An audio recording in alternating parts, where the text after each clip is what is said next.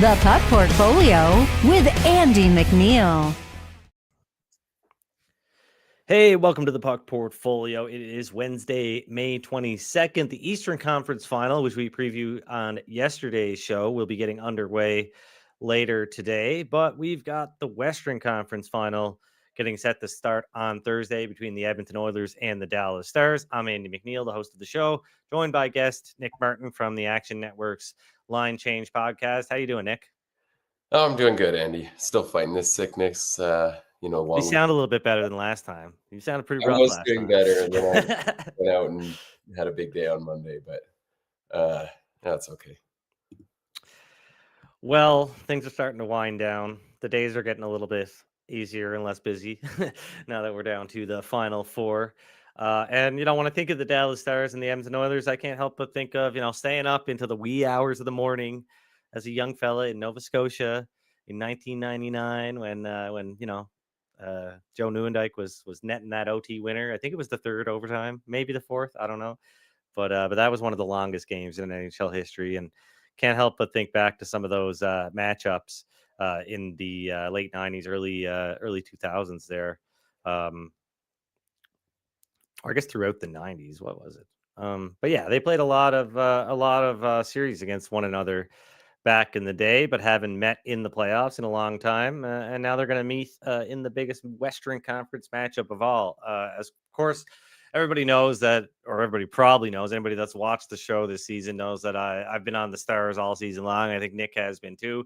He had a little bit more faith in them though when they were down in the playoffs in those first two rounds. He had it, so I think he's loaded up a little bit more on Dallas than I am. Same with Leboff, for that matter. So. A lot riding on this series for both Nick and I. Big payout if the Stars do happen to move on to the Stanley Cup final and win it all. I'm having a bit of time here finding any value from a betting perspective, Nick. And I think, like we were talking about a little bit before we started recording here, it seems like the hockey market, the hockey world in general is kind of writing the Oilers off a little bit too much, maybe. But the Stars now around a minus 134 series favorite at NorthStar Bets. That's really close to where I have them. I have Dallas winning this series 57.5% of the time. So I've got a fair price at minus 135. So not quite enough value, but as you mentioned, there might have been a little bit of value earlier, but I think, the sentiment is that Dallas is going to run over Edmonton, and that's starting to be reflected a little bit in the odds, but not quite. So how do you see this matchup from a betting perspective? And do you think, people are writing the Oilers off a little bit too much here? Yeah, I definitely think at this point people are writing them off a little too much. And I really love the Stars. I think everything they've got going on is excellent. The roster is so well constructed. But I think first and foremost, we've heard so much about the depth. And you have to love that the Stars have two elite defense pairings compared to the Oilers, who really just have the one going. But it also feels like people are kind of forgetting about some of the clear advantages that the Oilers have. Obviously, they have McDavid and Draisaitl and a power play that can steal games. So I'm right with you. I kind of think the current price is fair. Would still, I guess, bet Dallas if I had to, but I think you're kind of reaching at this point, especially if you already have any other positions. Because, it feels like everyone's kind of discounted the Oilers a little bit too much. Like, the one thing that I've heard a ton is kind of the centerpiece in a lot of people's argument about why the Oilers have no chance is because they took 7 games to get through the Canucks, which I do think in itself sounds kind of bad. But also, I thought that it was kind of ridiculous that they were ever down 3-2. They ran pretty bad to get to that point. And I think the one argument that could really swing this is whether or not Skinner's going to play respectable. Like, obviously, the goaltending is a disadvantage for the Oilers, but I don't think we know that as a fact, right? He did bounce back in game 6 and 7. Goaltending is pretty volatile. They had extremely comparable numbers over the entire series, over the entire season. Ettinger was like +2 goals saved above expected. Skinner was right at +2.1, I might have flipped those, but basically they were neck and neck. Yeah. And I mean, Ettinger's slightly more proven, but I don't think it's like insane to say that he kind of fall I think it's off. fair to say that he has a much higher, like a higher ceiling than Skinner, but in a 7-game series, it's totally realistic to see these guys play at basically the same level would not shock me in the least. Yeah, that's the thing is I think people are saying it like it's a rule that he's just going to completely outplay Yeah. Skinner. And I would say, yeah, if I had to bet on him out playing, like if one of them was to get better goaltending, I'd bet on Dallas. But I don't think you can just say that's a lock. We did see Ettinger have a bit of a bad start to the playoffs too. I'm kind of Yeah. grumpy with how much credit he is getting because I have Because you want that I Heiskanen Conn Smythe. I honestly think he has been a little bit more important too. I think it would be Yeah. more realistic that you could put in Scott Wedgwood and get here than it would be that you could get rid of Heiskanen and play whatever, like give those minutes to whatever D. So I do hope that the current odds are a little off, but we'll see. And maybe they'll win this one in a bit of a higher scoring series, which maybe hurts Ettinger's case a little bit. So I think that's interesting. And then I think the other really interesting note is like, what are they going to get out of Hintz in the end? Is he going to play? And I know the Stars were able to win 2 games versus the Avs without him, but I still think that could be a loss that hurts ultimately when you're trying to match up with McDavid and Draisaitl. So, I think that's a concern. And it's the one bet that I do think is kind of fun, especially we went through the trends last week on how teams coming off of game 7s against well-rested opponents have been faring really well. Yeah. And I think that one interesting prop that you could go with, the Oilers to win game 1 and to lose the series, is plus 475. I think that's kind of a fun bet.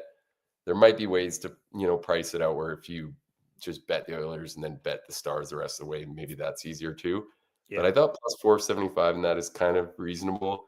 I don't hate betting it beforehand because we've seen some of these huge adjustments to like can't lose type games, if you know what I mean. Like I wouldn't be Yeah. surprised if we saw another one where, maybe the Oilers win but don't look overly convincing, and then game 2 the Stars are a ridiculous favorite. Yeah, it could So shift all the way up to minus 150 or something like that. We've seen this happen, right? So for sure, and then you might get Hintz misses game 1, plays game 2. So yeah. I think that's actually one bet that I don't mind out of what's left on there. Kind of a fun way to attack a couple different angles. Yeah, just speaking about Heiskanen for a second and kind of comparing him to Evan Bouchard. And I think Bouchard's been a lot better defensively than people give him credit for in the playoffs. I think he's improved a lot. If you watch him play from last year to this year, I think there's, he's not such a one-dimensional player. He's capable of playing passable defense, at least for given his role. He's playing against some of the top players, etc. But he's played 224 minutes at 5-on-5, and this is from Jason Greger on Twitter. I saw this tweet yesterday. Heiskanen has played 311 minutes and 52 seconds, and of course Dallas has played one more game than Edmonton in the playoffs, but 90 minutes more than Bouchard. That's it's pretty great. Like you said, it's just I don't think people realize how important Heiskanen has been to this Stars team right now. Ottinger, the co-favorite with McDavid at NorthStar Bets to win the Conn Smythe Trophy. They are both priced at plus 475. We talked about Heiskanen when he was up at 22-1 or something like that. Maybe even a little. Maybe it was like 30 or no, it was even more. He was. It I was give like him out. 60-1 or something like that. It was. I think at the start of the playoffs he was 45, and then Okay, yeah. that's one of the ones I said people should add on when they're down 2-0. So he was 75-1 at one point. So or maybe he's 41-4 and then 75-1. But either way, it was a big price regardless. And Now he's down to 9-1 at NorthStar Bets. So still not a favorite to win the award.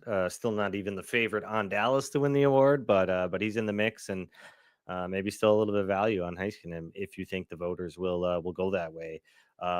But for me, I know this is a Western Conference preview show, but I'm just going to throw it out there. I still think it's a little bit egregious to have Barkov fourth on the list here when the Panthers are the second, the co-favorite really to win the Stanley Cup here. They're a series favorite versus the Rangers. Technically, they should come out of the Eastern Conference Final, although it's a pretty thin margin. But yeah, I think it's a little bit. I mean, like clearly the odds makers have labeled McDavid as the kind of like the guy that is going to get the trophy if Edmonton wins the Stanley Cup. They've labeled Ottinger as the guy that's going to get the trophy if the Dallas wins the Stanley Cup. Same thing with Shesterkin in New York. I think it is Barkov. I think regardless of what happens, I think it's going to be Barkov. I think he can keep up pace offensively enough with guys like Tkachuk that his the defensive side of his game will really come into play here, and that'll get him a lot of votes. So I don't think it's quite right that he's down at plus 750, and a guy like McDavid is at plus 475. But I guess the case for Barkov is not as cut and dry as I think it is. But outside of Ottinger and Hintz, and I guess outside of McDavid and Draisaitl, is there anybody else that you would even consider in the Conn Smythe Trophy race, or is it out of these two teams? Are we just talking about these four players here? I think so. I'm trying to I know that recently I was actually surprised Barkov Draisaitl's number was still as long as it was, but it looks like maybe that's been adjusted. Yeah, he's down to 9-1 now. So yeah, because I would have thought. I think like him and McDavid should be more neck and neck than Barkov and Tkachuk. I think he was 30-1 when we talked about it last week's show. So there's definitely been a big adjustment. Yeah, and to touch quick on the Bouchard thing too, I have no idea why some Oilers fans are still out to get him. It seems insane to me. Like he's so clearly playing an overall winning brand of hockey, and people will still, get on his case for some of the turnovers, and it happens. But that's also what happens when you're someone who handles the puck, hundreds of times in a series compared to half these other D that just chip it up the wall and do whatever else. So I'd be more inclined to support the Oilers fans, burning somebody at the stake if it was Desharnais and they were talking about his pass to Dylan Holloway that led to the Garland goal. That's the thing. Like, how many plays does he make? Like Bouchard's like hit rate for not making mistakes has improved so much. Like he's doing so much with it that it's just a completely different ball game when you're talking about pointing out these kinds of mistakes, because he's most of the time doing stuff that's helping drive the play in the right direction. For sure. So, yeah, I mean, I'm nitpicking over little things. Yeah, I mean, and it only happens to these D that are like Bouchard that handle the puck a lot and make a lot of plays. You don't hear Desharnais making these mistakes as often, but he's also chipping it off the glass most of his touches. So it's yeah, totally. And I mean, we heard it all the time with Erik Karlsson, another really offensive-minded defenseman. Everybody would always bring up, oh, but look at how many turnovers he's got. Yeah, and I think Bouchard's walking that line a lot better than Karlsson ever did, really. Or maybe not ever, because some of those years he was so good. But yeah, you know what I mean? Like for sure. Ridiculous how much he and where he's at, given his age and everything, he's well on his way to being a pretty good complete defenseman. I think he's going to be a well-rounded player over these next few years. But yeah, speaking, you talked a little bit about Edmonton's power play. I did think it was interesting. According to Megan Chaika of Stathletes, the Oilers and Stars rank first and second, respectively, in expected goals and scoring chances per 2 minutes on the power play in the postseason. So the Stars power plays have been pretty dangerous too. And, I think, I guess, looking at things, Edmonton, they had the best even strength expected goal share during the regular season. They also finished top 5 in even strength shot attempt percentage and goals per 60, but Dallas was right there too. So, I mean, this is a much more evenly matched series than the pundits are making it out to be. And clearly they're not looking at the odds. And if they are, I guess they're running to the sports book to bet the Dallas Stars, because if the Stars have as good of a chance as, for example, the people at ESPN, the 19 out of 26 respondents chose the Stars to beat the Oilers. So you would expect that, hey, if those people bet on sports and they saw the Stars listed at minus 135, they'd be running to bet that because it's, such a steal. But when you talk to people like us, not so much. We think this is a closer series than it's being made out to be. Yeah, I think by a slight margin at this point. And it just feels like I agree. Like it's like people are asking me if I think the Stars are going to win in 4 or 5. I think that's taking it pretty far. There's definitely some avenues for the Oilers to find a way. For sure. And, speaking of that, I've got my series probabilities here. I've got Dallas winning in 4 games, 7.8% of the time. So a fair price on that is about 12-1 plus 1185. I've got them winning in 5 games, roughly 16% of the time, 15.8%. So looking at plus 534 for a fair price there. Around a 16.3% chance of them winning in 6 games. So around 5-1, plus 513 there. And then plus 468. That's the fair price I've got for 7 games, which I believe Dallas will win in 7 games, about 17.5% of the time. So, like I said, I've got the Stars winning this one 57.5% of the time. That works out to minus 135 odds. And then Edmonton. Yeah, I mean, this one likely is going to go over 5.5 games. You look at the odds on sports books, you look at my series probabilities, and everything points to this one being a longer series than 4 or 5 games. So, yeah, I mean, it could happen, sure, but will it? Probably not. Yeah, I mean, I think it's going to be a really good series. I was surprised.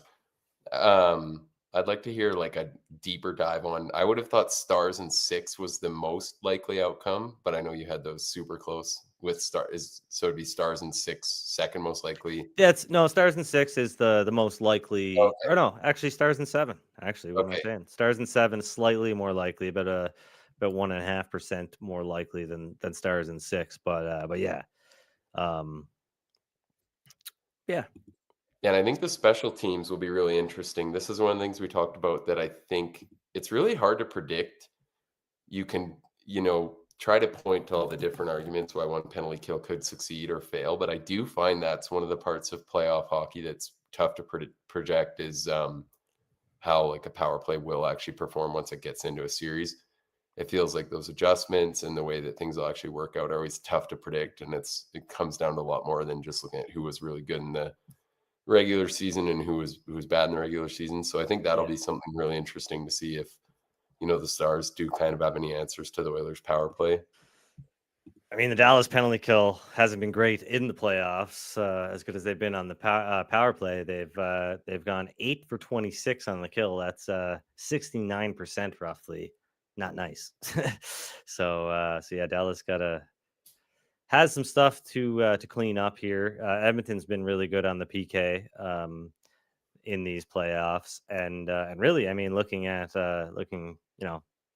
the 3 best teams on the penalty kill in the playoffs are the Oilers, the Rangers, and the Panthers. So the Stars got some work to do in that regard, because all 3 of those teams have really good power plays, and especially the Oilers and especially the Rangers.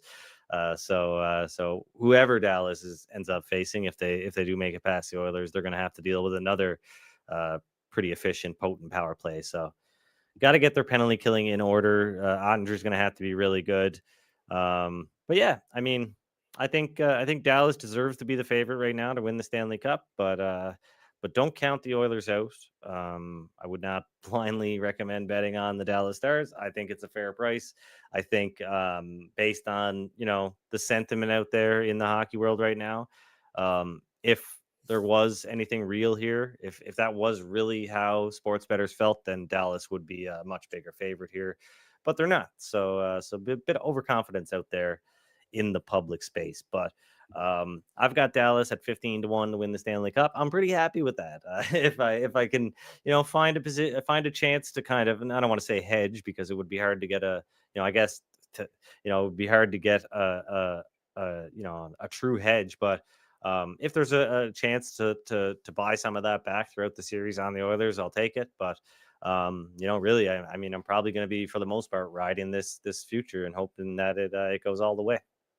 Yeah, I think I'm gonna have to just see how everything goes too. The one I've already thought of is I know if it's Panthers Rangers in the final, I'd probably buy out more because I'm guessing the price would just be so good, and the Rangers just Yeah, or sorry, I think I said Panthers Rangers, but if it yeah, was Rangers versus Stars, yeah. the Stars would just be a huge favorite, and I feel like at that point I'd just have to trust this Rangers Mugambo is somehow going to continue. So yeah, and I think another like the last interesting point is, I mean, the Oilers do have really good underlying numbers in this Yeah. playoff. If you want to point to, it's looked a little ugly because they're not getting much out of a lot of players, sure, and maybe it's tough to say they can keep playing their stars this many minutes. However, they've done it though. They have a really good profile, and that's probably been hidden to some extent by Skinner's save percentage. So I think that's interesting. Um, Yeah, I mean, it's not like It's And not soft, like but McDavid was necessarily playing huge minutes towards the end. Like in the last, he played 29 minutes in game 3, but in the last 4 games of the series, he didn't play more than 23, 25 in a game. So that's I think that's below his average in the regular season. So that's pretty good spot to be in going into the conference final, I think, as far as McDavid goes and his usage and stuff. So um but yeah. yeah, and I mean, part of that softer schedule, obviously, but I don't know if it's like as much of a joke as people think. I think that the Oilers did a really good job with the Kings, who were probably a little scrappier than it feels like people are crediting. Yeah.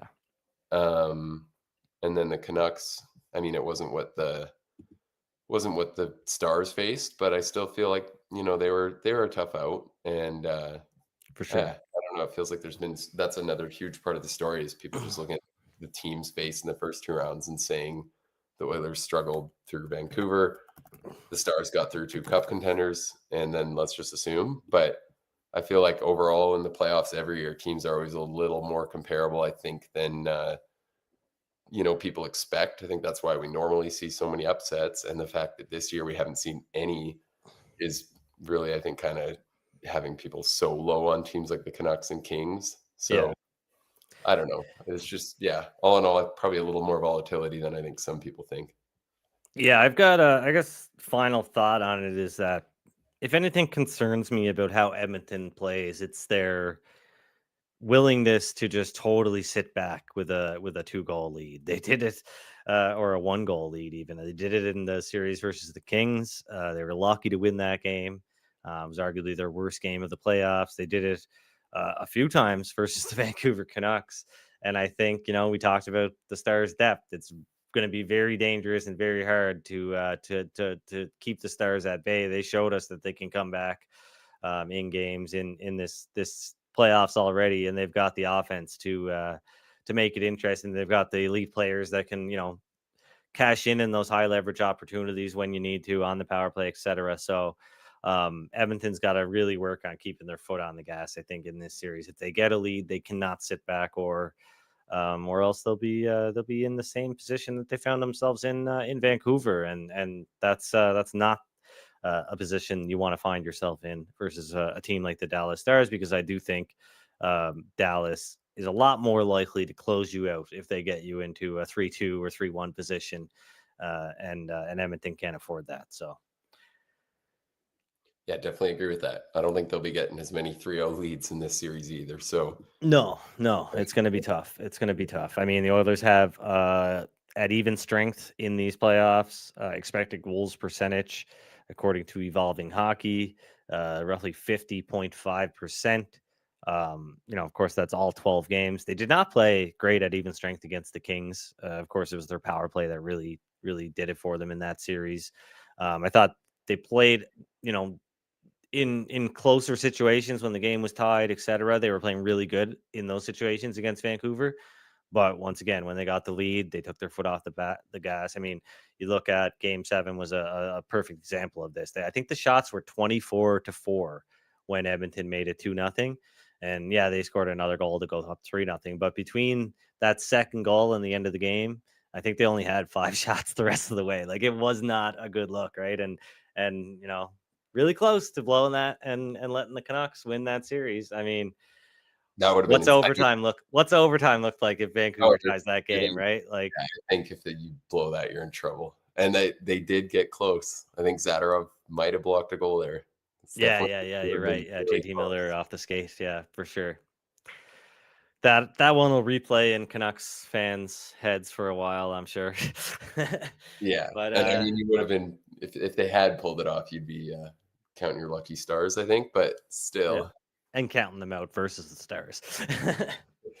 yeah. I mean, I can't imagine the price if we had seen that. Probably like minus 220 or something. Yeah. Something Yeah, pretty probably crazy. something up there in that range. Oh, well, actually, probably more, actually, because the Stars are a favorite versus the Oilers here, and I don't think it's just simply because of home ice advantage, or else they'd be down around minus 110 or minus 115 or something like that, right? So, True. if Oilers have gotten a ton of money. Oilers were like what, minus 280 or 270 or something, no, they were like minus 210 versus Vancouver, right? No, they were more than that. They were Uh, No, Yes. their implied probability to win the series was around 73%. Now I remember. So yeah, Dallas would have been probably minus 300 against the Canucks on a series price. Yeah.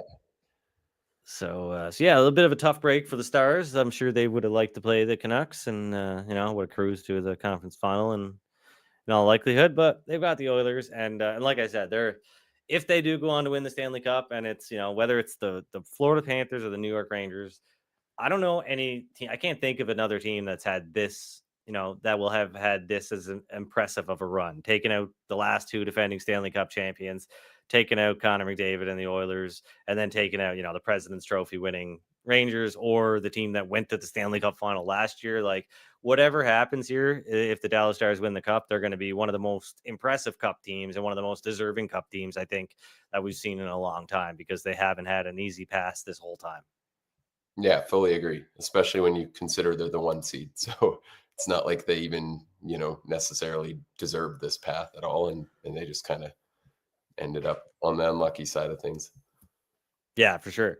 I have no idea what you said because my headphones just died. So I'm going to wrap this up because we were getting to that point anyways. But yeah, my headphones just died. I should have charged them beforehand. Uh, yeah, thanks for joining me today, Nick. I'll talk to you later, and thanks for joining the show. Drop a like on the video. Subscribe to the Canada Sports Betting YouTube channel if you don't mind, and yeah, we'll see you tomorrow on the next episode of the Puck Portfolio. Enjoy Game 1 of the Eastern Conference Final tonight. Good luck with your bets. Go Rangers.